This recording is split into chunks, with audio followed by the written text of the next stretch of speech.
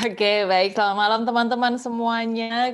Kembali lagi bergabung bersama kita di Santo Benedictus. Cepet banget ya, udah Jumat lagi. Perasaan baru kemarin hari Sabtu deh, terus hari ini udah Jumat lagi. Oke, welcome untuk teman-teman semuanya. Di sini kita sudah 3.700 orang di sini dari, kayaknya nggak cuma dari Jakarta nih, pasti dari banyak sudut kota. Welcome dan sebelumnya kita dari panitia mengucapkan terima kasih untuk Romo Andang Binawan yang sudah bersedia mau sharing hari ini buat kita. Goyangkan ya Romo hari ini ya. Dan juga teman-teman untuk hari ini kita dengan tema, ini berat nih ya, Sexual Diversity and Catholic Church. Ya, untuk artinya apa saya juga nggak tahu, nanti Romo Andang yang akan mengulas semuanya. Seperti itu. Jadi teman-teman semuanya seperti biasa kita akan mendengarkan seluruh sharing yang akan di-sharingkan oleh Romo Andang, dan sekiranya kalau teman-teman memiliki pertanyaan yang udah nggak bisa ditahan, monggo di bagian kolom chat ditulis aja pertanyaannya apa. Atau mungkin nanti Romo Andang ada membuka sesi pertanyaan, biasanya sih di akhir gitu ya. Bisa kita akan sharing, kita akan tanya jawab. Oke, dan sebelum kita mulai, kita akan puji-pujian yang saya akan berikan puji-pujian ini kepada trio pengurus JJ.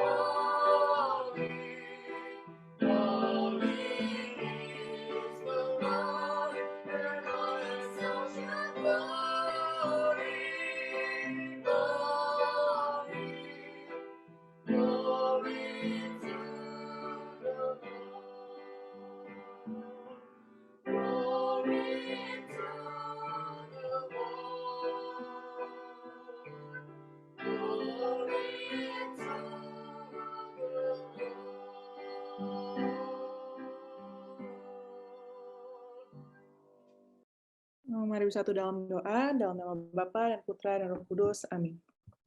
Tuhan, terima kasih Tuhan atas penyertaan-Mu sepanjang hari ini, sehingga kami dapat melakukan seluruh aktivitas kami dari pagi hingga malam ini. Tuhan, sebentar kami akan mendengarkan sedikit pengajaran dari hamba-Mu Romo Andang. Tuhan, kiranya Engkau mau mencurahkan rahmat dan Roh Kudus-Mu turun atas Romo Andang. Dan biarlah kami semua yang hadir dan mendengarkan pada malam hari ini, mau Kau bukakan hati dan pikiran kami, agar bisa menjadi pribadi yang lebih baik lagi setiap harinya. Tidak hanya mendengarkan Tuhan, tapi juga kami bisa implementasikan di kehidupan kami sehari-hari. Tuhan, beracaralah pada malam hari ini, dari awal hingga akhir nanti, sehingga apa yang kami terima pada malam hari ini bisa menumbuhkan iman dan kepercayaan kami. Terima kasih ya Tuhan, dalam nama-Mu kami berdoa. Dalam nama Bapa dan Putra dan Roh Kudus. Amin. Oke, terima kasih, dan saya mau nyapa dulu nih kepada teman-teman yang sudah bergabung lagi. Halo semuanya, selamat malam, selamat bergabung. Kita pas banget baru pada masuk karena abis ini langsung kita masuk ke sesi Romo Andang. Langsung aja ya, daripada berlama-lama kita berikan tepuk tangan virtual yuk untuk Romo Andang. Yeay, silakan Romo. Oke teman-teman, selamat malam. Bukan kemarin sih, kemarinnya Jawa, kemarinnya Semarang. Ketika Sherly minta saya mengisi lagi, kita bincang-bincang apa sih yang kira-kira dalam arti tertentu menjadi hot issues gitu ya, terkait dengan iman kita, terkait dengan masyarakat kita dan segala macam. Akhirnya ujung-ujungnya ya berbicara tentang topik hari ini, sexual diversity. Tentunya ketika tadi diberi judul sexual diversity and, not in but and, Catholic Church, tentunya bagaimana sexual diversity itu dilihat dari kacamata ajaran gereja. Maka supaya menjadi lebih jelas seperti biasanya saya mau share screen, dan dengan demikian saya harapkan bisa menjadi lebih gampang dipahami dan dilihat. Oke, kelihatan share screen saya ya? Oke. Lihatlah judulnya Sexual Diversity and Catholic Church. Tentunya ajaran-ajaran gereja mana yang kemudian terkait untuk menjawab beberapa pertanyaan yang tentunya saya hanya akan memberikan beberapa pendasaran. Nanti seperti tadi dikatakan, kita bisa berdiskusi di bagian akhir dari acara kita hari ini. Nah, tentunya kalau berbicara tentang sexual diversity, Gereja Katolik tentunya mengikuti sebuah tradisi yang sudah ratusan bahkan ribuan tahun, ketika dikatakan di dalam kitab Kejadian bahwa manusia itu diciptakan menurut gambar Allah dan dikatakan diciptakan laki-laki dan perempuan. Lalu apa yang dikatakan tentang laki-laki dan perempuan supaya beranak cucu dan bertambah banyak. Itu berarti bahwa memang ada tujuan ketika Tuhan menciptakan laki-laki dan perempuan, yaitu supaya ada keturunan. Teman-teman tahu dong bagaimana di dalam kitab Kejadian Hawa diciptakan dari tulang rusuk Adam, gitu kan ceritanya. Lalu ini sekedar selingan saja. Kira-kira apa yang dilakukan oleh Hawa pada pagi hari setelah bangun tidur? Nah, tidak sedikit yang tahu. Kira-kira adalah bahwa Hawa meraba-raba lagi dada Adam. Tulang rusuknya hilang satu lagi apa enggak gitu. Well, itu hanya joke-nya dari orang-orang di Israel yang berbicara tentang kisah penciptaan laki-laki dan perempuan. Maka sekali lagi, itu tradisi yang diikuti oleh Gereja Katolik. Dan kemudian, berapa ribu tahun setelah Kitab Kejadian ditulis, ada sebuah fenomena di mana kemudian bukan hanya laki-laki dan perempuan yang berhubungan seksual, tetapi ternyata ada fenomena di mana laki-laki berhubungan seksual dengan laki-laki dan perempuan dengan perempuan. Di sini dikatakan oleh Santo Paulus di dalam kitab Roma, surat kepada umat di Roma, bab 1, ayat 24 sampai 27. Tetapi saya membaca bagian ayat 26 dan 7 saja.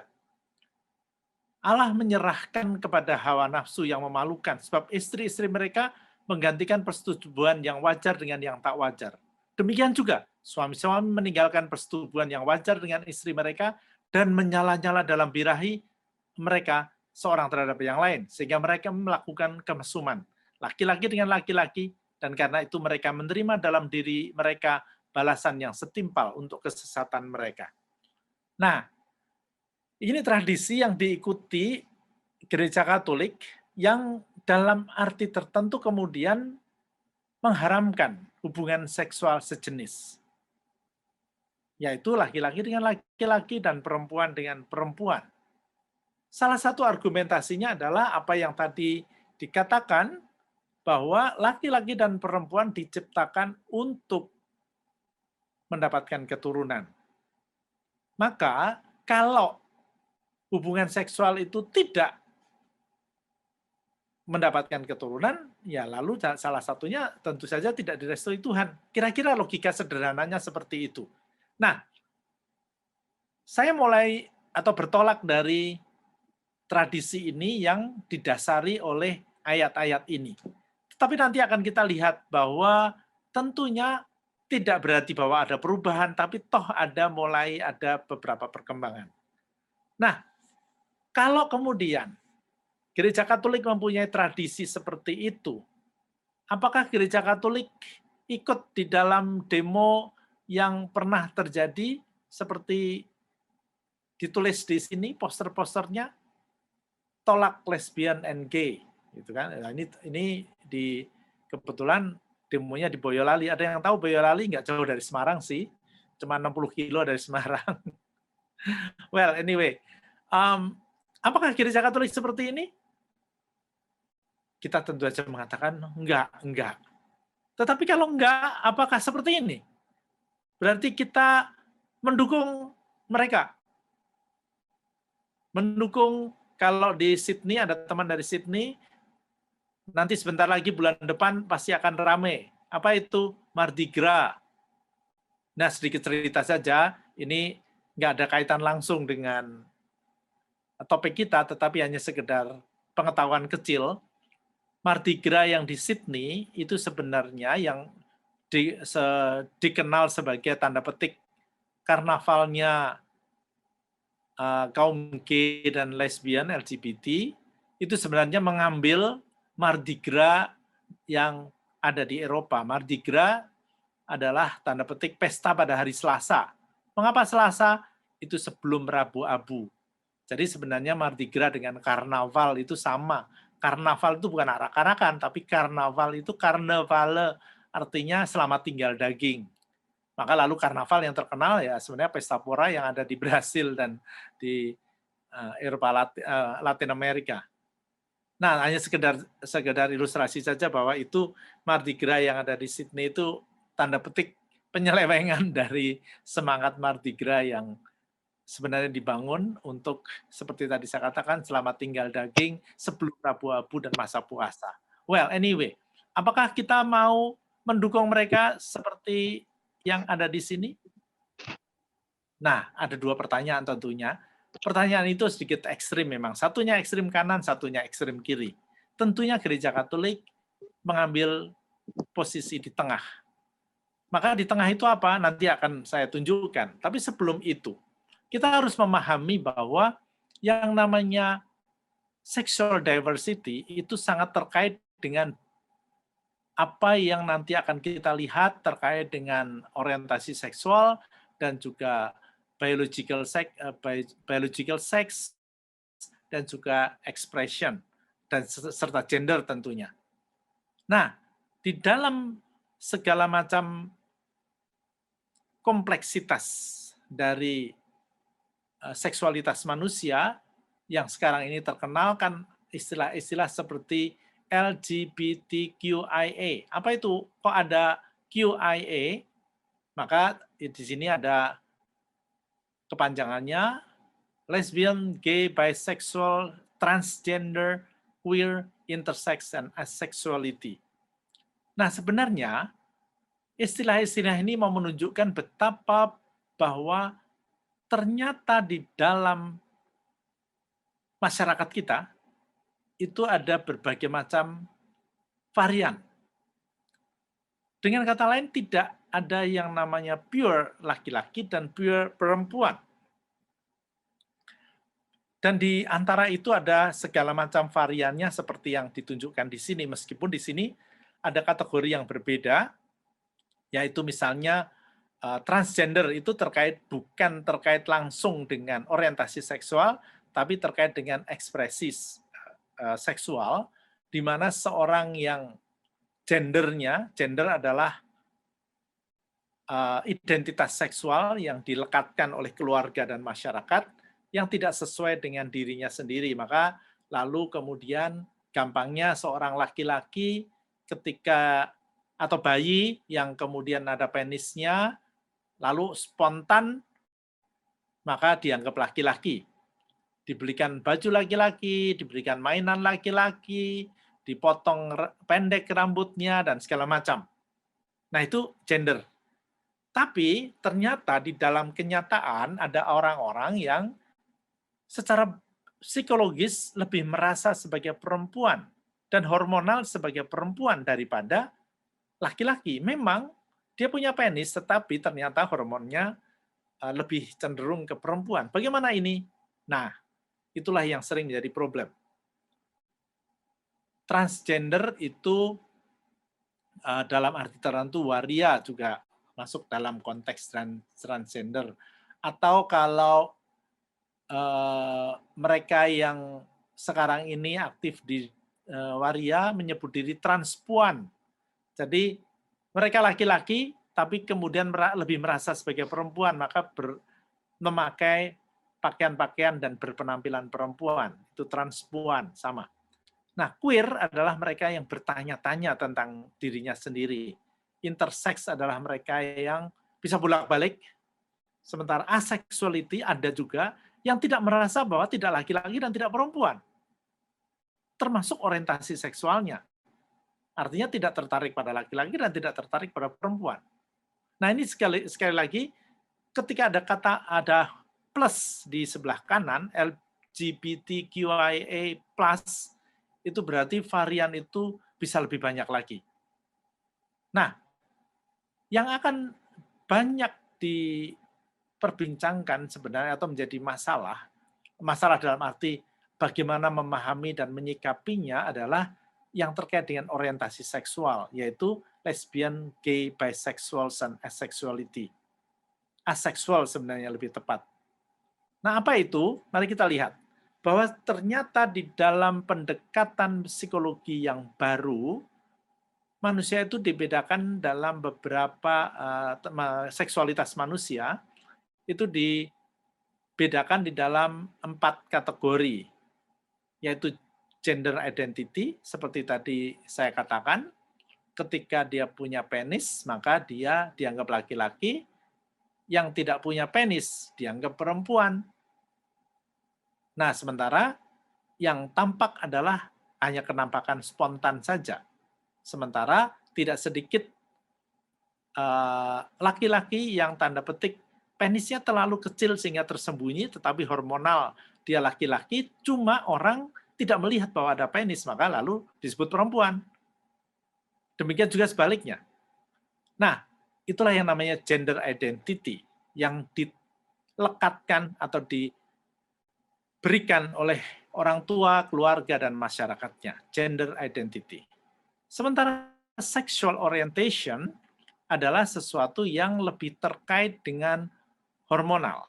Hormonal di dalam diri manusia, di mana lebih bukan soal fisiknya, tetapi terkait dengan ketertarikannya. Mereka yang tertarik dengan lawan jenis disebut heteroseksual, yang tertarik dengan yang sejenis disebut homoseksual, dan yang tertarik dua-duanya itu namanya bisexual. Sementara biological sex adalah yang terkait dengan, seperti tadi saya katakan, terkait dengan kelaminnya, jenis kelaminnya. Nah, selain itu ada satu lagi yang akan terkait dengan gender, yaitu gender expression. Yaitu seperti tadi, kalau kemudian ternyata orang melihat dia laki-laki, tetapi ternyata dia sendiri lebih suka perempuan. Nah, dengan kata lain, diversity itu tidak hanya di dalam spektrumnya, tetapi juga di dalam jenis-jenisnya. Bisa saja, seorang yang secara biologis perempuan, seperti tadi mempunyai vagina, tetapi hormonal laki-laki, dan ternyata juga tetap suka laki-laki. Nah, gimana ini? Nah, ini bisa diterangkan dari diversity ini. Ini gambar yang lain, sebenarnya sama, karena dibedakan pada 4 hal tadi, yaitu gender identity, biological sex, gender expression, and sexual orientation. Nah, ketika pembedaan-pembedaan ini sudah makin bisa dipahami manusia, tentu saja berdasarkan penelitian-penelitian, 1 penelitian biologis, 2 penelitian psikologis, dan tentunya yang ketiga sosiologis, maka kemudian kita mulai sadar bahwa ternyata begitu banyak variasinya. Lalu bagaimana sikap gereja? Ini sekedar beberapa ekspresi, simbol-simbol yang kemudian dimunculkan orang. Ketika dulu hanya male and female, maka lalu ada simbol transgender, intersex, agender, straight, gay, lesbian, bisexual, panseksual dengan siapapun, dan aseksual. Oke. Ini tentu saja joke di WC. Kalau ada 3 bilik, satunya buat perempuan, buat laki-laki, satunya buat yang trans. Oke. Fenomena yang pernah terjadi, salah satunya yang cukup terkenal baru-baru ini adalah ketika seorang presenter terkenal di Inggris, Philip Schofield, itu sudah menikah 27 tahun, punya anak, tapi kemudian dia mengatakan, I'm gay. Tentunya mengejutkan, cuma mungkin istrinya sudah lebih paham. Lah kok bisa katanya. Banyak orang yang bertanya-tanya, bagaimana mungkin gay kok bisa punya anak dan tentunya berhubungan seksual dengan istrinya. Oh bisa banget, karena apa? Ini bukan soal bisexual. Bisexual itu sedikit lain. Tetapi kalau begini itu sebenarnya kalau saya coba analisis adalah dulunya memang yang Philip ini sebenarnya sudah punya kecenderungan menjadi gay dari remaja mungkin ya, tentu saja waktu puber. Tetapi karena masyarakatnya, keluarganya tentu saja Puritan dan tanda petik masih mengharamkan yang namanya homoseksualiti, maka tentunya dia tidak mau menyatakan dirinya.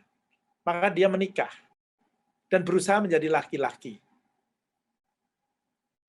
Tetapi apa yang terjadi?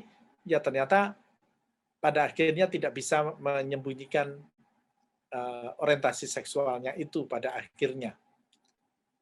Dengan kata lain, yang tampak dari sini adalah bahwa spektrum, kalau tadi adalah jenis-jenisnya, gender, biological sex, sexual orientation, sexual atau gender expression, itu pembedaan-pembedaannya, spektrumnya pun bisa berbeda-beda. Jadi kalau ada seorang gay itu bisa menikah dan punya anak, most probably orientasi seksualnya mungkin hanya di sekitar 50%. Gampangnya kalau dikuantifikasi itu sekitar 50%. Orang-orang laki-laki bisa saja sebenarnya punya kecenderungan gay, tapi terlalu kecil, mungkin 5-10%, sehingga ibarat bakat bulu tangkis, bakat musik, mau dilatih kayak apa ya nggak akan jadi. Tapi kalau bakatnya itu sampai di range misalnya 70, 80, apalagi 90%, tanpa dilatih pun sudah jadi, gitu kan. Maka yang 90% kemungkinan ya tidak akan bisa tertarik sama sekali dengan perempuan, tetapi yang 60% mungkin masih bisa merepress kecenderungannya, tapi kemudian dia berusaha tertarik pada perempuan, dan dia bisa. Tapi akhirnya nggak bisa juga. Nah, ini hanya sebuah fenomena yang tadi saya katakan bahwa diversity yang ada di dalam dunia ini itu begitu kompleks. Nah, disitulah saya mau masuk pada apa yang dikatakan oleh gereja. Gereja tidak tanda petik sama sekali mengharamkan dalam arti kemudian membunuh orang atau dianggap mereka yang punya kecenderungan itu sungguh-sungguh sebagai pendosa yang tidak terampuni. Tapi di lain pihak juga tidak mendukung. Mengapa? Kita tahu bagaimana manusia pada dasarnya diciptakan seperti tadi dalam rupa Allah. Jadi masing-masing mempunyai martabat. Tetapi martabat itu harus diusahakan untuk sungguh-sungguh melaksanakan panggilannya sebagai manusia sebaik mungkin dengan apa yang ditunjukkan di dalam kitab suci dan juga tentu saja tradisi. Nah, tradisi kita seperti tadi saya katakan adalah bahwa laki-laki ya seharusnya mencintai perempuan dan perempuan mencintai laki-laki, that's it. Tapi ternyata ada fenomena, bagaimana dengan fenomena homoseksualitas? Nah, disinilah jawaban Paus Fransiskus bagi saya sangat arif, sangat bijak. Ketika dia, atau kalimat yang sering dipakai adalah kalimat ini, if someone is gay and he searches for the Lord and has goodwill, who am I to judge? Apa artinya? Yang menjadi kriteria kemanusiaan itu bukan orientasi seksual, tetapi bagaimana dia mencari Tuhan. Dan mencari Tuhan berarti juga mencoba mencari jujur dengan dirinya sendiri. Apakah kecenderungannya itu benar-benar dari sononya, dan dia tidak bisa mengatasi, atau sebenarnya hanya mode, atau oleh pengaruh sosial. Nah, nanti saya tunjukkan bahwa selain spektrum, selain jenis, juga ada pembedaan lagi, yaitu yang by nature, and yang kedua by nurture. Apa itu bedanya nanti akan saya tunjukkan. Tapi ini sekaligus menunjukkan sekali lagi bahwa bagaimana sikap gereja. Dan tentunya kadang-kadang ada yang cukup terkejut dengan jawaban ini, seolah-olah kok Paus Fransiskus lunak. Tidak. Ini sungguh-sungguh bertolak dari ajaran Katolik. Ketika di dalam Katekismus Gereja Katolik, KGK itu Katekismus Gereja Katolik, nomor 2358 dikatakan begini, they do not choose their condition. For most of them, it is a trial. They must be accepted by respect, compassion, and sensitivity. Every form of unjust discrimination in their regard should be avoided. Nah, ada kata-kata, they do not choose their condition. Itu berarti bahwa Gereja Katolik mengakui bahwa ada yang dari sononya, ada yang by nature, tentu dengan segala macam gradasinya. Maka, bagaimana mereka ini? Panggilannya tetap adalah chastity. Nah, sebelum itu saya tunjukkan bagaimana kalau tadi itu Katekismus Gereja Katolik itu tahun 90, maka 15 tahun sebelumnya ada pernyataan dari Vatikan yang mengatakan seperti ini. Maaf. In the pastoral field, these homosexuals must certainly be treated with understanding and sustained in the hope of overcoming their personal difficulties and their inability to fit into society. Their culpability will be judged with prudence, but no pastoral method can be employed which would give moral justification to these acts on the grounds that they would be concerned with the condition of such people. For according to the objective moral order, homosexual relations are acts which lack an essential and indispensable finality. Apa itu? Ya tadi keturunan. Nah ini catatan tahun 75 yang kemudian seperti tadi saya tunjukkan ada di Katekismus nomor 2358. Tetapi sebenarnya sedikit lebih maju karena dalam arti tertentu penelitian-penelitian biologis, psikologis, dan sosiologis sudah ada di dalam ranah pemahaman gereja. Maka disinilah sekali lagi Gereja Katolik tidak mengutuk mereka meskipun panggilan untuk yang namanya penguasaan diri, pengelolaan diri, dan tentunya syukur-syukur adalah chastity dikatakan di dalam pasal berikut dari Katekismus Gereja Katolik. Nomor 2359, homosexual persons are called to chastity. When the virtues of self-mastery that teach them inner freedom, at times by the support of disinterested friendship, by prayer and sacramental grace, they can and should gradually and resolutely approach Christian perfection.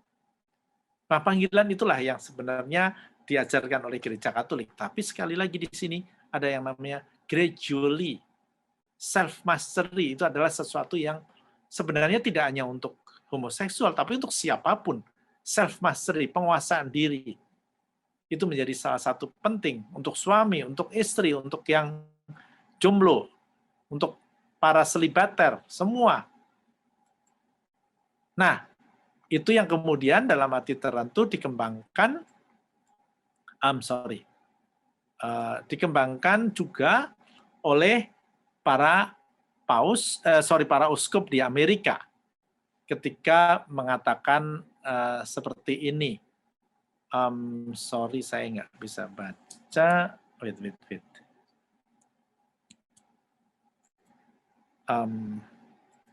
Anda bisa baca mungkin ya, karena saya ketutupan bagian ini. Kalimat kedua saja. Person with homosexual inclination ought to receive every aid and encouragement to embrace this call personally and fully. This will unavoidably involve much struggle and self-mastery, for following Jesus always means following the way of the cross. The sacraments of the Eucharist and of penance are essential sources of consolation and aid on this path.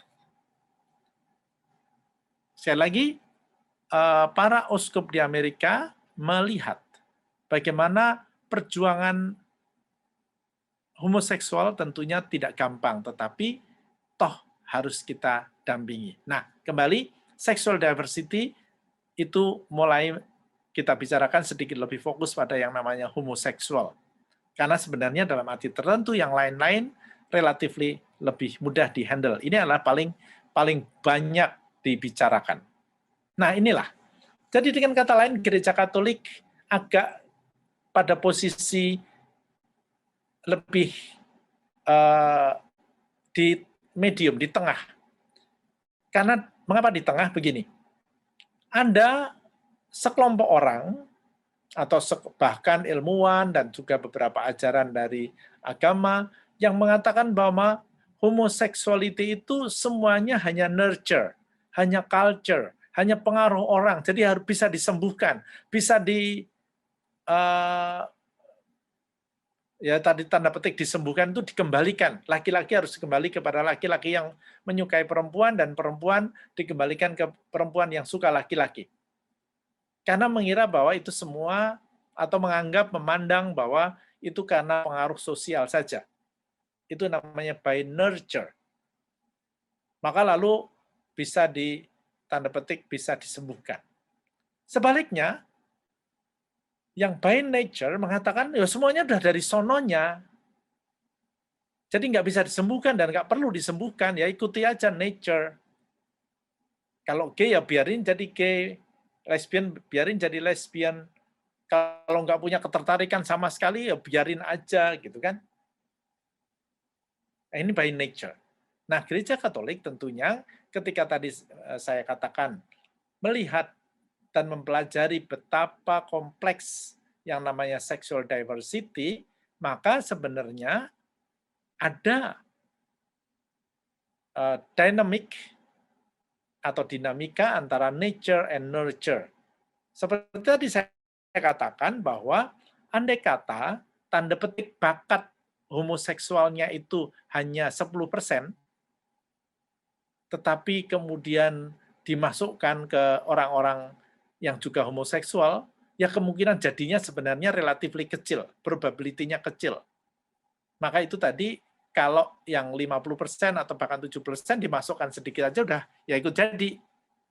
Nah, dengan kata lain ada sekali lagi percampuran antara pengaruh nature and nurture. Nah, Gereja Katolik sekali lagi ada pada posisi ini, sehingga dalam arti tertentu sekali lagi pendampingan dan juga bantuan pastoral menjadi penting. Meskipun demikian, ada satu hal yang tentunya seperti tadi sudah saya katakan juga secara tidak langsung, bahwa Gereja Katolik tetap menerima mereka yang menyebut diri homoseksual. Tetap diterima sebagai manusia, diterima sebagai orang Katolik. Tetapi kalau minta supaya ada perkawinan antara homoseksual, tentunya Gereja Katolik tidak akan mendukung. Karena perkawinan itu berarti sudah mengarah kepada dalam arti tertentu pemahaman Gereja Katolik sekali lagi mengikuti tradisi perkawinan, ya salah satu tujuannya adalah untuk mendapatkan anak. Maka ini kan nggak bisa, ya jangan menikah, gitu kan. Tapi mungkin nanti pertanyaan teman-teman, lalu bagaimana mereka homoseksual tanda petik boleh mengekspresikan sexual desire atau dorongan seksualnya? Tadi sudah saya katakan bahwa itu perlu latihan untuk sampai kepada yang namanya chastity sebenarnya dalam arti ajaran Gereja Katolik. Nah, teman-teman, lalu kalau tadi saya katakan mereka itu diajak untuk kembali kepada yang namanya chastity. Kalau mereka itu gagal, bagaimana? Apakah mereka berdosa? Ya tetap berdosa. Tetapi siapa sih yang tidak berdosa di dunia ini? Nah, maka tadi dikatakan gradually itu berarti supaya dalam arti tertentu menjadi mengurangi dan syukur-syukur menjadi chastity. Tuhan adalah Tuhan yang begitu pengamatan oleh Paus ketika dikatakan searching or looking for God, maka tentunya tetap akan sungguh-sungguh dihargai sebagai manusia. Nah, teman-teman, saya kira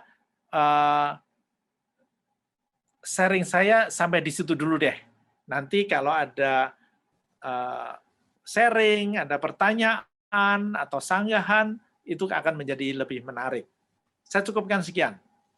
Nanti kita kalau ada tentunya seperti tadi saya katakan, pasti akan ada pertanyaan yang di mana saya bisa menjawab dan melengkapinya. Terima kasih. Oke, halo. Ya. Halo. Thank you Romo. Ini saya juga ngeliat wajah teman-temannya mengkerut semua nih Romo. Apanya mengkerut ya? Mengkerut. Oke, mungkin teman-teman di sini ada yang mau bertanya, karena emang topiknya seru sih. Silahkan bisa unmute atau lewat by chat. Boleh. By chat kamu yang baca ya? Yap. Oh, belum ada. Romo, aku nanya dulu. Oke, nggak ada. Aku mau. Okay. Nah, emang kan sekarang lagi banyak tuh Mo ya, maksudnya nggak di antara di teman-teman kita juga banyak yang seperti itu gitu Mo. Kita kan memang nggak boleh ngejudge ya Mo, tapi kita dosa nggak sih Mo kalau misalnya kita itu kayak mendukung gitu loh, mendukung itu dalam arti yang ngerasa nyaman, ngerasa kayaknya mendukung mereka aja gitu. Maksudnya ya udah nggak apa-apa, atau kita nggak menegur gitu. Sedangkan kalau kita sebenarnya nggak menegur pun kan sebenarnya kita juga salah gitu. Tapi kan kita kalau misalnya kita negor, kita dianggapnya kan pasti kan nggak asik banget sih lu sekarang, udah zaman apa nih, kayak gitu loh Mo. Kita itu dosa nggak sih Mo kalau kayak gitu? Oke, ini tiba-tiba saya harus melanjutkan slide saya.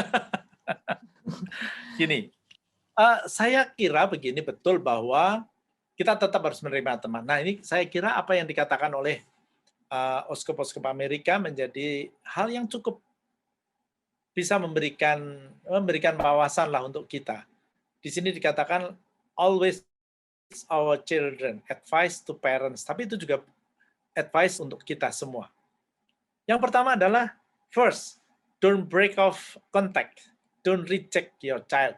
It means that untuk kita, don't reject our friendship, right? Jadi kita tetap teman, kita harus menerima. Yang kedua, this child atau our friend who has always been God's gift to you may now be the cause of another gift. Your family becoming more honest, respectful, and supportive. Demikian juga di dalam pertemanan kita. Nah, dalam konteks ini tentunya mendukung itu tidak berarti bahwa kemudian nyorong-nyorong terserah lu aja, terserah, bukan. Kita tetap harus menyampaikan apa yang menjadi pandangan setidak-tidaknya keyakinan kita.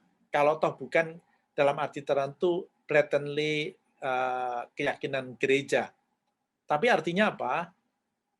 Kita menunjukkan alternatif supaya tidak begitu saja mereka menggampangkan diri, sehingga dalam arti tertentu yang tadi menjadi cita-cita semua orang sebenarnya, yaitu self-management, atau sebenarnya penguasaan diri, self-conquering dalam arti tertentu, itu menjadi sesuatu yang penting. Maka keterbukaan itu menjadi salah satu langkah berikut setelah acceptance. Yang ketiga dikatakan di sini, God loves every person as a unique individual. Sexual identity helps to define the unique person we are, and one component of our sexual identity is sexual orientation. Nah, ini para uskup di Amerika memang mulai mengakui yang namanya sexual orientation. Disitulah sebenarnya seperti tadi saya katakan, kita dalam arti tertentu tetap berteman, tetap saling mendukung sebagai manusia, syukur-syukur saling mendukung sebagai orang Katolik, tetapi yang bukan sekedar membiarkan diri, tetapi selalu berdiskusi dengan dirinya, berdiskusi dengan ajaran-ajaran gereja juga. Maka sekali lagi kata kuncinya adalah acceptance, penerimaan, karena bagaimanapun menerima mereka sebagai manusia yang unik, manusia yang juga diciptakan Tuhan menjadi penting. Ada satu kutipan yang bagus, the greatest gift that you can give to others is the gift of unconditional love and acceptance. Itu tadi kalau mau melanjutkan slide saya, karena Shirley bertanya seperti itu. Terima kasih untuk pertanyaannya. Oke, siapa lagi? Ini saya mau menambahkan tadi pertanyaan dari Shirley, ditanya juga sama Angel, dan Angel pun juga bertanya, kita perlu nggak sih ngajak dia untuk berubah atau gimana? Maka tadi sudah saya katakan, yang lebih ditekankan adalah bagaimana kemudian jujur dengan dirinya sendiri, jadi tidak hanya sekedar menuruti dorongan nafsu. Sama dong, kalau mengikuti dorongan nafsu ya laki-laki, suami, ya bisa saja kemana-mana, ya kan? Demikian juga perempuan, sami mawon sebenarnya. Tapi yang namanya self-management, penguasaan diri, dan jujur dengan dirinya sendiri, itu yang kalau memang ternyata dia jujur dengan dirinya sendiri, sudah berdiskusi dengan psikolog, sudah berdiskusi dengan mungkin Romo atau yang lebih tahu tentang hal itu, dan kemudian memang menemukan dirinya sexual orientation yang berbeda, ya jujurlah, tetapi seperti tadi saya katakan, self-management itu yang paling penting. berubah dalam arti tertentu, menurut saya harus hati-hati sekali. Karena seperti tadi saya katakan, bisa saja kalau misalnya nih, sebenarnya tanda petik, kalau dikatakan tadi grade-nya atau bakatnya itu misalnya mungkin hanya 40%, tapi waktu kecil mendapatkan sexual abuse, gitu kan? Lalu dia menjadi ikut tertarik. Nah, ini mungkin bisa perlu disembuhkan. Jadi, keterbukaan diskusi itu juga bukan hanya soal terkait dengan orientasi seksualnya, tetapi pengalaman-pengalaman yang tanda petik membentuk orientasi seksual itu yang harus didiskusikan juga. Jadi kita tidak memaksa untuk berubah, tapi untuk jujur dengan dirinya, jujur dengan pengalamannya, dan kemudian bersama-sama mencari Tuhan. Itu yang digariskan kalau saya membaca yang dikatakan oleh Paus dan juga para uskup Amerika tadi. Oke. Gitu. Pastinya tetap kita rangkul ya. Oke. Tuh, mau banyak pertanyaan. Ada lagi selanjutnya ya, Mo. Apakah homoseksualitas itu sebuah gangguan jiwa? Dari OMKKAM Medan. Tentunya kalau di sini ada teman-teman yang belajar psikologi dan atau sarjana psikologi pasti sedikit tertawa, tersenyum. Dulu sekali betul disebut gangguan jiwa, dulu sekali. Tetapi ketika kemudian penelitian-penelitian itu makin banyak, maka sejak, kalau nggak salah sejak tahun 87, itu para psikolog Amerika tidak lagi mengkategorikan itu sebagai gangguan jiwa, tapi sebagai varian dari seksualitas manusia. Ibaratnya seperti kalau kita punya tubuh, ya kan? Kita punya tubuh, lalu punya ada yang tanda petik tangannya bengkok. Apakah dia bukan manusia? Ya variasi dalam arti tertentu bisa saja itu bukan cacat dalam arti tertentu, tapi memang hanya berbeda. Demikian juga misalnya sekarang autisme. Dulu dianggap gila, sekarang kan enggak. Karena apa? Dalam arti tertentu itu adalah terkait dengan sesuatu yang kita belum tahu persis, tapi pasti bukan gila. Demikian juga dengan orientasi seksual. Sekarang tidak lagi dianggap sebagai gangguan jiwa. Tidak. Gitu. Nanti Anda bisa membaca, kalau Anda googling, itu namanya di DSM. Itu adalah... Terima kasih Romo penjelasannya. Ya, oke, masih Mario. Ya. Oke, saya akan lanjut satu pertanyaan dulu ya, Romo, sebelum Romo lanjut. Oke, Mo, seorang teman pernah bilang kalau dia gay sejak usia dini. Beberapa tahun silam, dia terlambat, beberapa tahun silam dengan orang perempuan.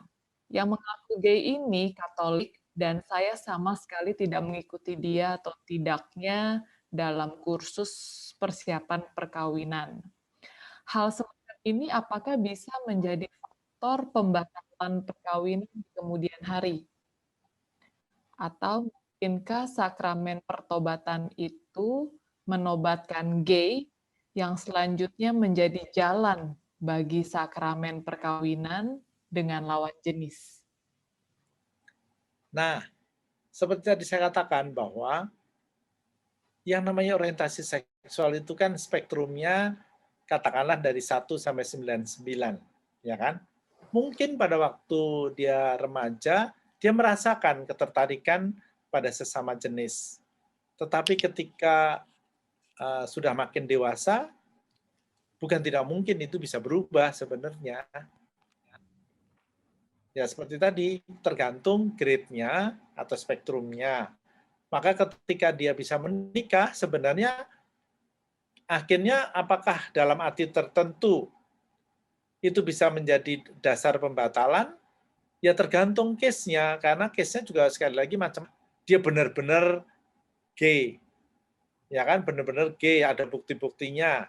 Dan dia ternyata menikah hanya karena desakan orang tuanya, dia takut atau nggak enak mengecewakan orang tuanya, maka dia ya udah menikah saja.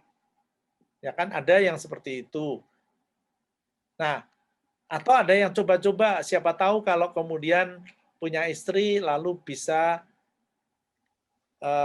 ketertarikannya pada laki-laki bisa hilang. Ada yang coba-coba kayak gitu. Nah, kalau ternyata seperti itu kan motivasinya bukan sungguh-sungguh untuk mencintai. Maka tadi sekali lagi tergantung motivasinya, tergantung bukti-buktinya dan segala macam kalau berbicara tentang pembatalan perkawinan. Tapi karena hari ini kita tidak berbicara tentang pembatalan perkawinan, ya saya tidak akan masuk terlalu jauh di sana.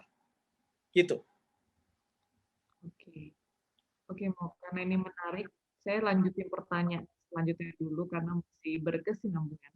Romo, jadi pada intinya, jika seorang memiliki kecenderungan seksual menyimpang itu tahu kalau misalkan dirinya ada something, tapi dia nggak pacaran sama siapa-siapa dan nggak menyalurkan hasratnya, berarti nggak dosa ya, Mo? Enggak. Di- Enggak, yang Ya. dosa adalah Jadi, tindakannya kan. Kecenderungannya tidak dong, ya kan? jadi pada intinya goalnya jika memiliki kecenderungan penyimpangan seksual ya berusaha hidup kudus ya, Mo? Iya, iya, ya tadi chastity tadi bukan penyimpangan ya, variasi, orientasi yang berbeda.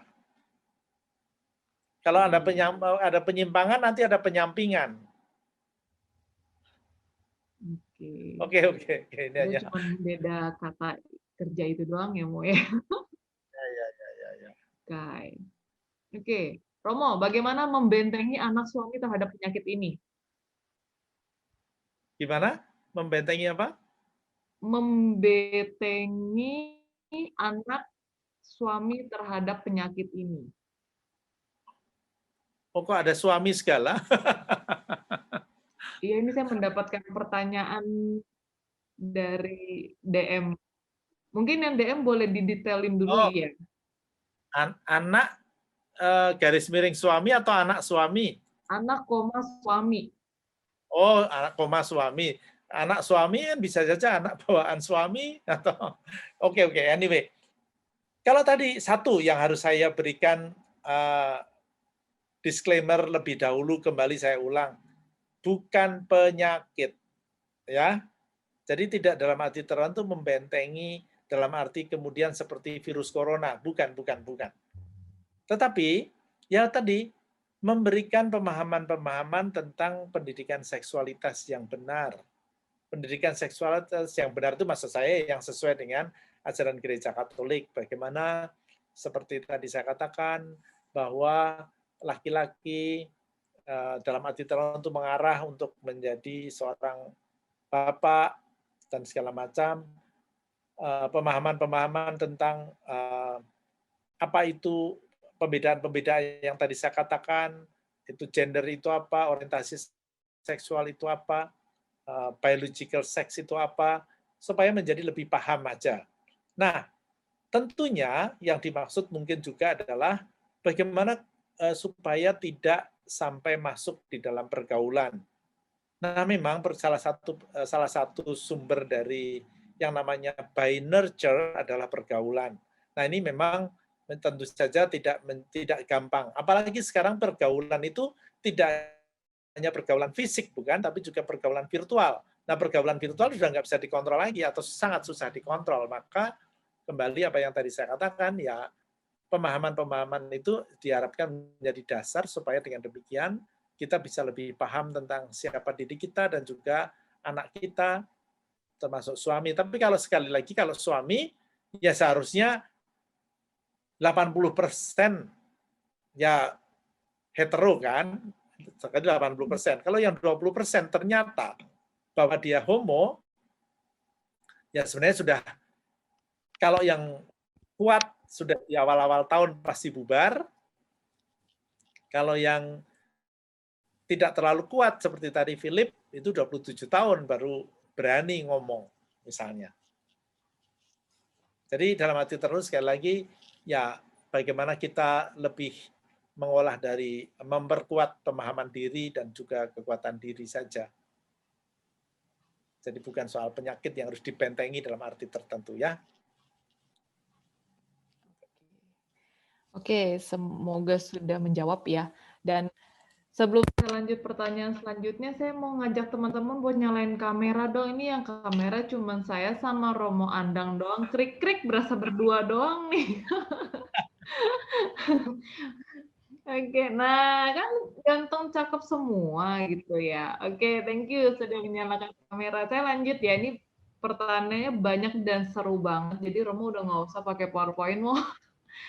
Lanjut ya, kalau seseorang tidak melihat seksualiti orang lain karena dia lebih tertarik dengan kepribadian atau personality orang lain daripada gendernya, bukan sengaja dan bukan tertarik ke arah fisik atau sexual relationship, apa yang harus diubah tendensinya kalau dilihat dari ajaran Katolik? Gimana nih? Maksudnya gimana nih? Kalau berarti kan bersahabat dong, ya kan? Ya kalau bersahabat doang, artinya kan tidak tertarik karena seksualitasnya, tidak terkait karena penampilannya, tapi kan tertarik karena kemanusiaannya, ya kan bersahabat berarti. Ya oke aja, ya kan? Ya nggak perlu ada yang diubah dong. Nggak usah ya. Iya. Gitu. Oke. Kecuali kalau nanti masih belum jelas, silakan tanya lagi. Oke, teruskan.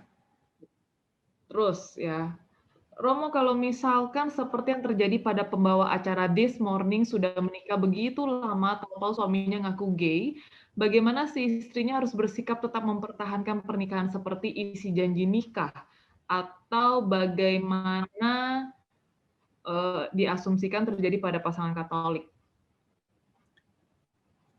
Tergantung tadi si istrinya sebenarnya dan suaminya. Suaminya mau bagaimana?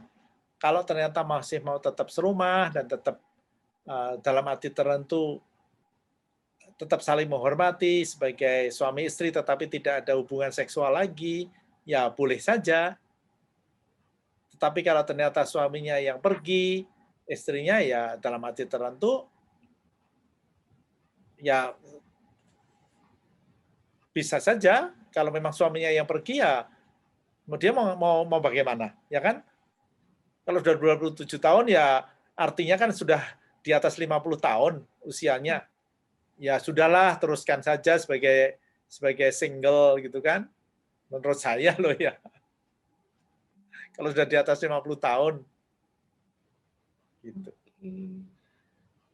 Ku menangis. Tapi kalau misalnya nih masih muda, ternyata menemukan suaminya ini homo atau istrinya lesbian gitu kan, baru 2 tahun, apalagi baru 3 hari atau baru seminggu udah ketahuan. Ada, saya pernah mengalami, bukan ngalami saya yang ini enggak. Saya sempat kaget sih motor. Artinya ada orang yang datang ke saya baru seminggu ketahuan bahwa suaminya homo. Ya sudah, ya dibatalkan dong perkawinannya. Kan berarti dia dibohongi, ya kan? Gitu. Oke. Kepala saya panas, Mo. Lanjut ya, Mo. Apakah yang dimaksud orientasi seksual dari nature itu yang Tuhan ciptain gitu? Maksudnya Tuhan tuh kasih dia homoseksual apa gimana sih, Mo? Ya kalau by nature, ya kemungkinan ya seperti tadi, bahwa dari kacamata iman ya Tuhan memberikan itu. Kita nggak tahu, belum tahu nih maksudnya Tuhan apa. Karena seperti orang yang dalam arti tertentu tidak punya kaki, tidak punya tangan, dia autis, dia dalam arti tertentu mempunyai bipolar dan segala macam kan dari sononya, ya kan? Kita belum tahu nih, tapi oke lah, ajaran sementara seperti ini kita harus pegang, ya kan? Kita harus pegang kan manusia membutuhkan pegangan, kepastian dong, ya kan? Nah, tapi Paus kemudian sedikit lebih jauh ketika dia mengatakan kalau dia mencari Tuhan, kita nggak boleh judge. Atau aku juga nggak bisa judge dia.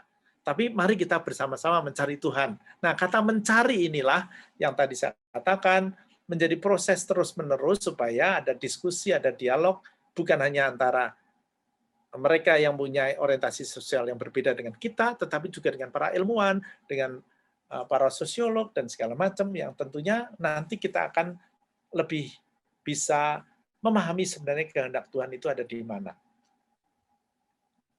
Ya, gitu. Oke, lanjut ya. Pertanyaannya banyak nih. Kalau kita punya teman yang homoseksual dan kita punya anak, apa yang sebaiknya kita lakukan? Haruskah kita menjaga jarak demi psikologi pertumbuhan anak kita? Enggak usah, tapi artinya kan gini, tahu dong bagaimana caranya supaya bukan menjaga jarak, tapi mengurangi dalam arti terlalu frekuensi, ya kan?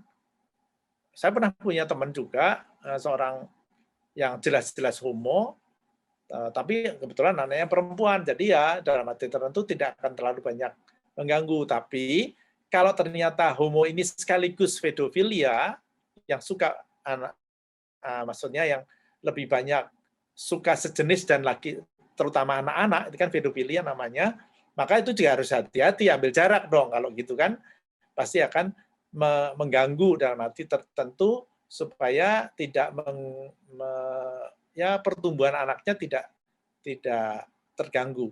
Dan berani ambil jarak kalau memang sudah seperti itu.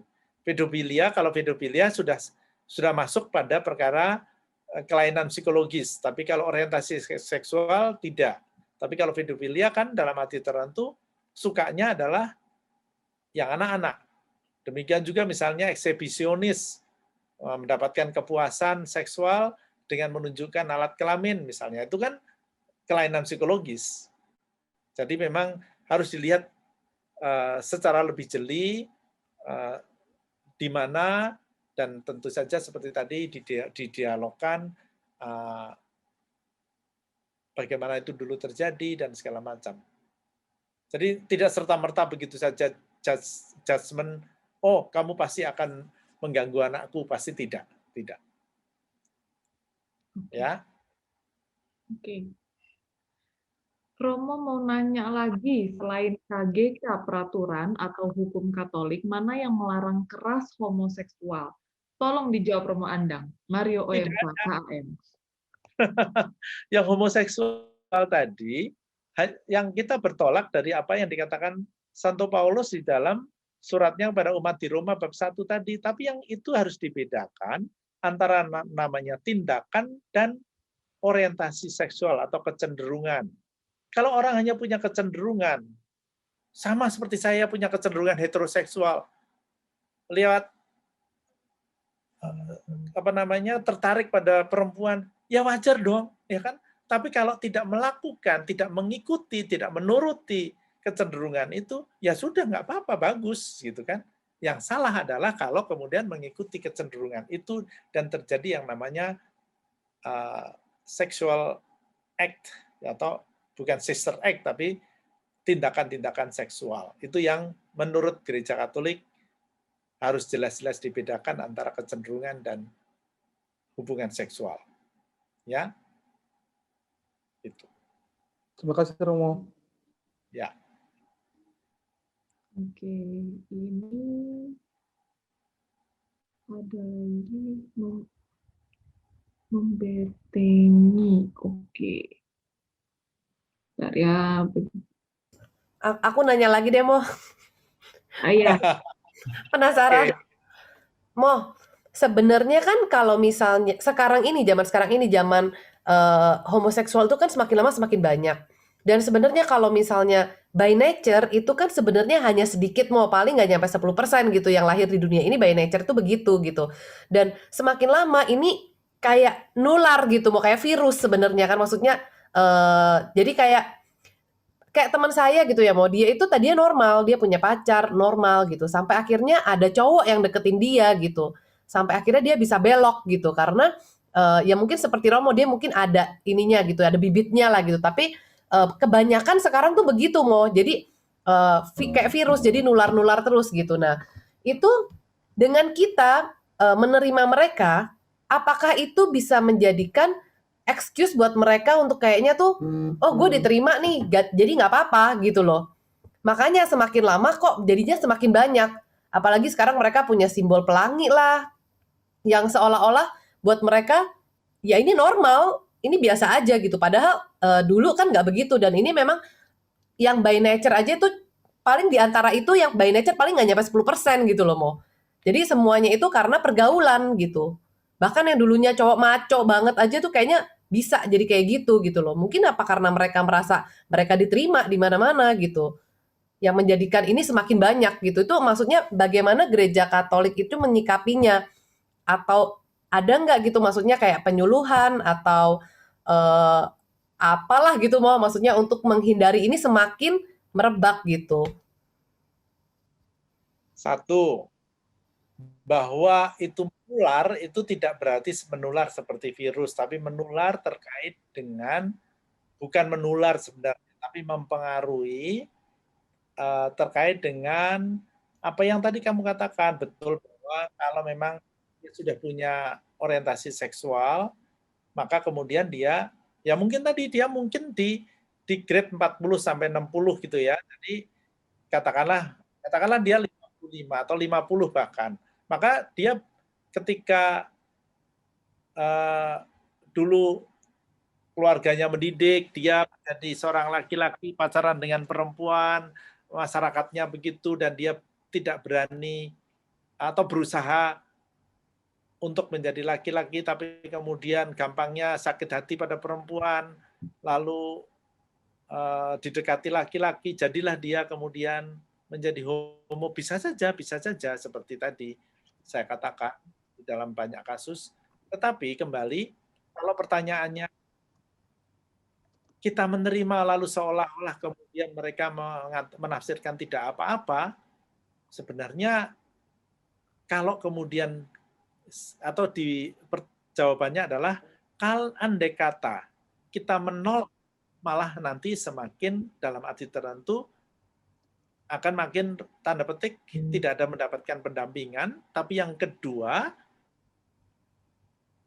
kan tidak sesuai dengan apa yang diajarkan Yesus sendiri untuk menerima siapapun, termasuk para pendosa, bukan? Iya. Dan dengan kata lain, disitulah kita yang harus berani lebih firm dalam konteks tertentu, sehingga bisa menjadi mendampingi mereka, mengajak mereka mencari Tuhan. Itu yang tadi berkali-kali dikatakan. Memang sekali lagi, ada yang paling gampang adalah menghujat mereka, membuang mereka, bahkan membunuh mereka. Ya kan paling gampang. Tapi justru Tuhan kita yang namanya Yesus kan mengajarkan pengampunan. Dan itu susahnya minta ampun. Tapi semakin kita bisa mengatasi kesusahan yang tinggi, semakin kita naik kelas sebagai pribadi yang berkualitas, bukan? Demikianlah yang dia Yesus, bukan sekedar mencari gampang, oh kita tolak, itu saja. Gitu. Iya, maksudnya aku bukan ini sih, mau maksudnya bukan seolah-olah kayak ngejudge dan langsung ngejudge dia berdosa atau gimana gitu. Maksudnya lebih ke itu apakah suatu penyakit yang bisa disembuhkan gitu, atau mungkin dengan psikologi dengan pengajaran psikologis atau gimana gitu loh. Kan bukankah kita di dalam sekolah-sekolah Katolik, setidak-tidaknya sekolah Katolik ada pendidikan seksualitas, bukan? Tapi jangan lupa bahwa pendidikan anak itu paling utama adalah orang tua. Nah, disitulah sekarang kita diajari. Tapi kalau misalnya orang tua itu kemudian menemukan anaknya ternyata punya orientasi seksual yang berbeda, bagaimana? Ya tadi diperlukan suatu diskusi, dialog, dan pendampingan, termasuk ke psikolog, setidak-tidaknya untuk mengukur sejauh mana anak ini mempunyai orientasi. Kalau misalnya ternyata orientasinya 40-50, lumayan, jadi harus jauh lebih hati-hati bagaimana caranya dan segala macam, dan itu saya tidak bisa memberikan detailnya, tetapi saya kira para psikolog sudah tahu tentang hal ini, bagaimana menyikapinya di dalam konteks hidup bersama di dalam masyarakat. Tapi sekali lagi, pendidikan seksualitas harus sungguh-sungguh diajarkan, baik mulai dari SD, SMP, SMA, terutama di dalam keluarga. Ya. Oke, Romo. Thank you.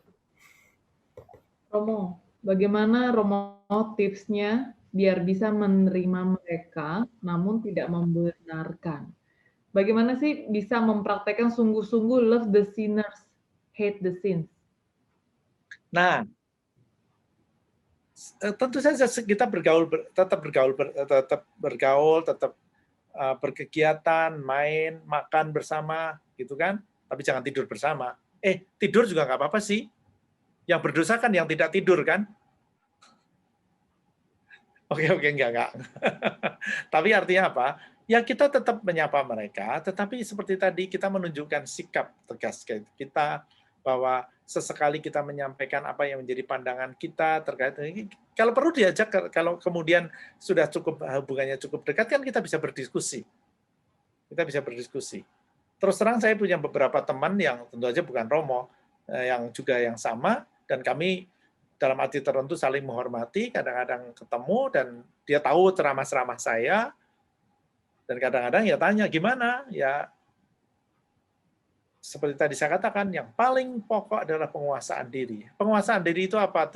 Begini, kalau mau disederhanakan adalah bagaimana mereka mencari Tuhan itu mau mencari supaya tidak hanya membenarkan diri, tapi menjadi objektif dengan pandangan-pandangan dari gereja, pandangan dari psikolog, pandangan dari ahli-ahli sosiologi, dan segala macam. Tentunya tidak harus bertemu mereka, tetapi sekarang kan bisa dalam arti tertentu, bisa googling, bisa apa, supaya tidak hanya mendapatkan pengetahuan yang menguntungkan dirinya saja.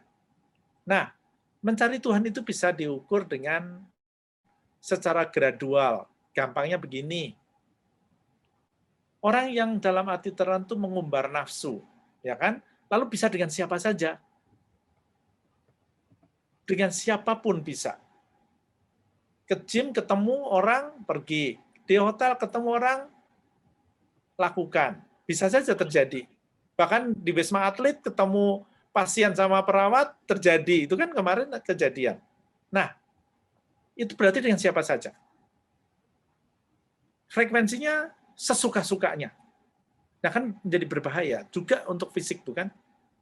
Nah, kemudian kalau kemudian diajak mencari Tuhan, pengelolaan diri itu menjadi penting, sehingga dalam arti tertentu frekuensinya dikurangi, dengan orang-orangnya juga dikurangi, bahkan dalam arti tertentu secara gradual, yang mempunyai pasangan tetap dengan yang semau-maunya, dengan siapapun mau, pasti lebih, tanda petik, lebih baik yang satu kan.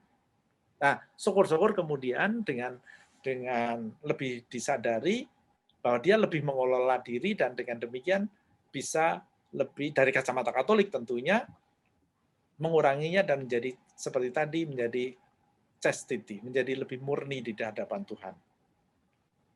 Gitu. Oke. Mantap. Lanjut ya, Romo, kalau punya anak cowok masih umur 3 tahun, kalau nonton TV kan suka kartun tuh ganti-ganti. Apa kalau lagi bagian princess itu langsung ganti ya? Saya kadang tuh suka ganti sambil bilang, ini film untuk girls. Apa ada tips untuk ngajarin dia supaya dia jadi pria sejati? Hehe. Loh, kalau seorang anak laki-laki suka nonton yang princess kan berarti dia hetero dong. Ya kan? Jadi normal ya, Mo ya, malah ya. Jadi gini, nanti, jadi kadang-kadang saya sampaikan kepada orang tua yang anak-anaknya remaja atau di dalam masa puber atau puberti. Nah, sebenarnya yang namanya orang tua itu sama sekali tidak terlarang kalau diam-diam dia ngoprek HP anaknya. Diam-diam loh ya. Sesekali aja, jangan tiap kali periksa. Tetapi sesekali periksa HP anaknya itu penting. Syukur-syukur diam-diam ya, jangan sampai ketahuan. Untuk melihat gambar yang ada di HP anaknya apa? Ya kan? Kalau cowok masih SMA, gambarnya ada gambar cewek seksi, oh dia pasti hetero dong, ya kan? Kalau cewek seksinya banyak banget, gitu kan? Wah, ini mulai sedikit agak lebay nih. Tapi kalau kemudian ternyata ada gambarnya cowok seksi banyak, nah baru orang tuanya mulai ada warning dong, ya kan?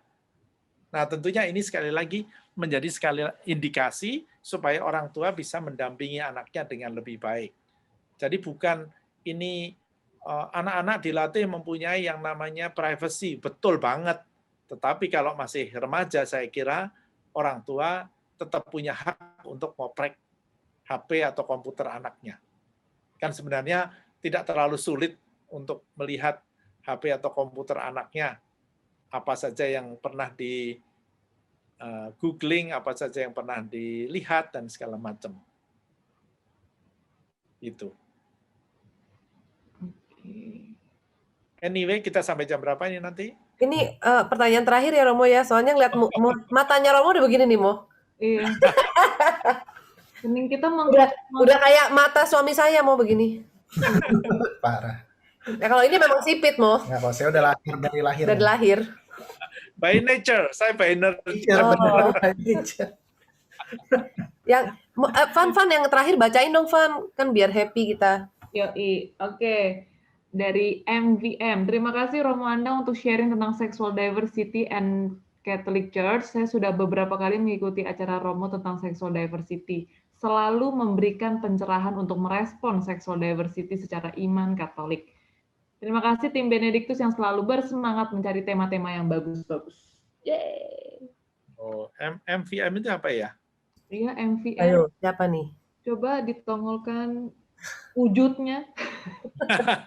Dari awal juga kita bertanya, MVM ini siapa nih? Saya taunya M2M. Iya, M2M.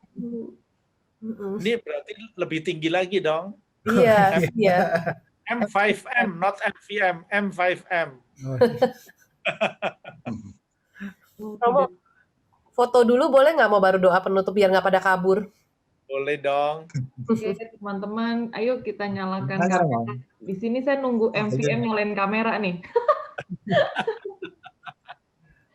Kita foto bareng dulu yuk. Satu aja boleh. Boleh pasang alisnya. Ya, jadi ini berantakan. Saya punya pengalaman, punya teman yang gay. Kita bisa menerima, kadang-kadang dia sendiri yang merasa gimana gitu loh. Pernah saya tanya ke dia, teman-teman yang pernah ke sini siapa? Saya tanya gitu. Aduh, ya nggak ada, cuma kamu sendiri. Terus dia bilang ke saya gay loh, saya nggak apa-apa. Nggak apa-apa. Teman tetap teman, saya gitu. Ya rasanya merasa gimana ya, seperti jauhi teman-teman gitu. Dia merasa begitu. Ini saya buka saja Rama ya, teman itu yang Raminten Jogja itu, kemudian teman sekolah saya dulu. Oh, ya, ya.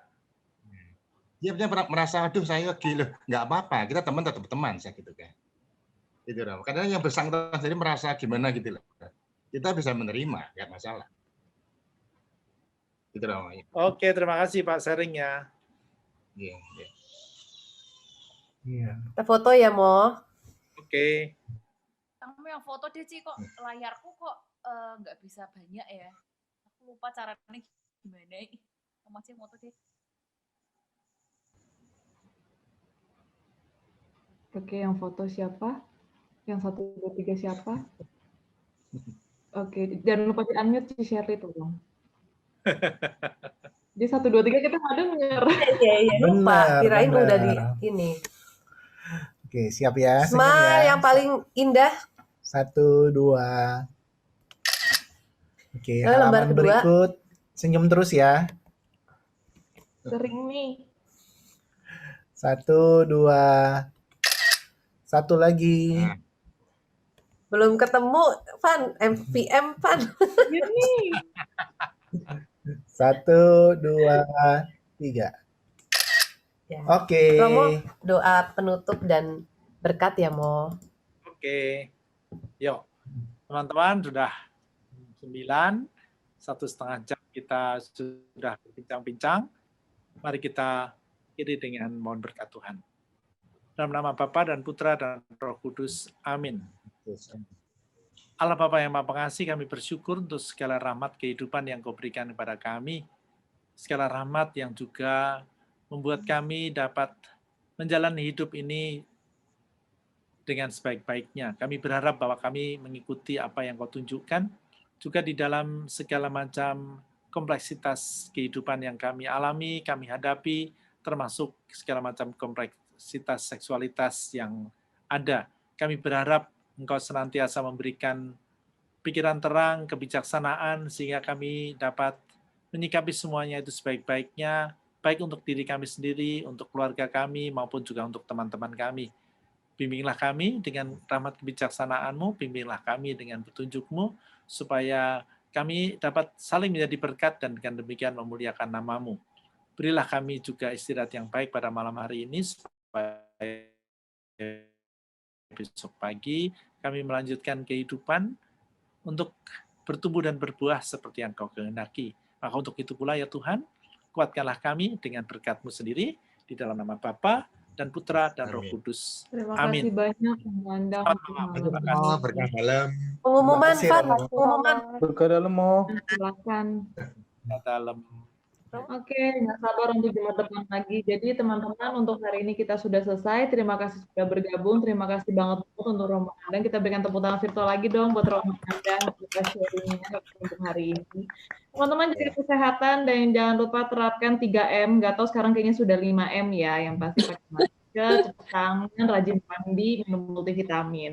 Oke, saya Fania. Saya sudahi dulu untuk Kombas hari ini. Thank you semuanya, dan boleh nyalain dong suaranya berdada-dada. Oh iya. Thank you, Romo. Thank you, Romanda. Thank you, Romanda. Jangan bosan-bosan diundang. Jangan lupa subscribe Dadah, YouTube Fania. kita, di Dadah follow semuanya. Instagram.